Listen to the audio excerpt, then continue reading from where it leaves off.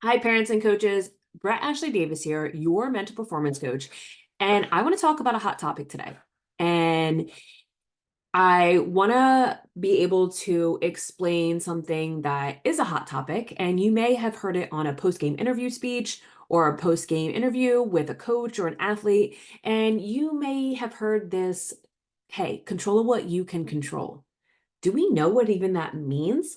If you do, great. If you don't, great, because I want to be able to just explain to you today what controlling the controllables means, controlling what you can control and focusing on that for your student athlete.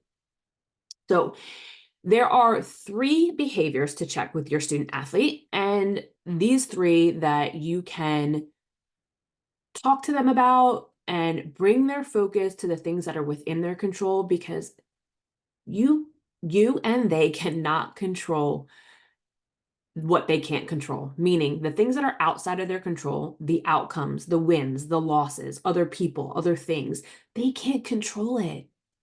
But we do find that student athletes spend most of their focus on the things outside of their control.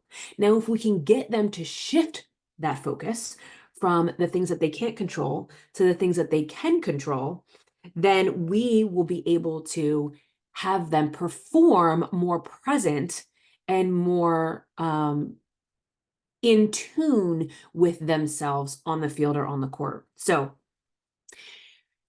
if you ask your son or daughter, what are the things that are within your control when you perform versus the things that are outside of your control when you perform, whether it's in practice or game day? And then ask them, well, where is most of your focus on when you have those two lists of controlling or non-controlling factors?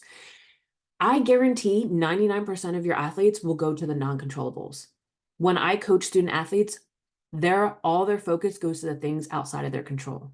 Outside of their control are playing time, if it's an outdoor sport, weather, if it's the refs, other opponents, other teammates, what people think, what people say. It could be a various amount of things. The outcome, the clock, things that are outside of their control.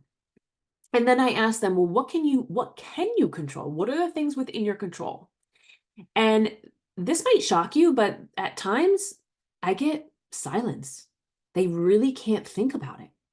They know it, but they're so focused on things outside of their control, they don't even know that there's an opposite to think about. So, three things I want to share with you today to think about that they can control. I do go over 10 in all of my sessions and all my coaching sessions, but we'll stick with three today for this short YouTube video. So, attitude, effort, and actions. Attitude. What does their attitude look like when they show up to practice or a game? Are they saying, oh, I have to go to practice or I have to go to this game? Or is it, I get to be an athlete today. I get to practice. I get to level up. I get to increase my performance every day. Or is it something where you hear them saying, oh, I have to? That little shift will change their attitude.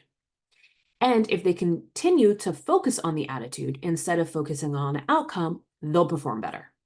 Number two is their effort. Can they think about their effort versus thinking about how much playing time they're going to get? Well, if I go out there and I only get 2 minutes of playing time, let it be the best 2 minutes of my life.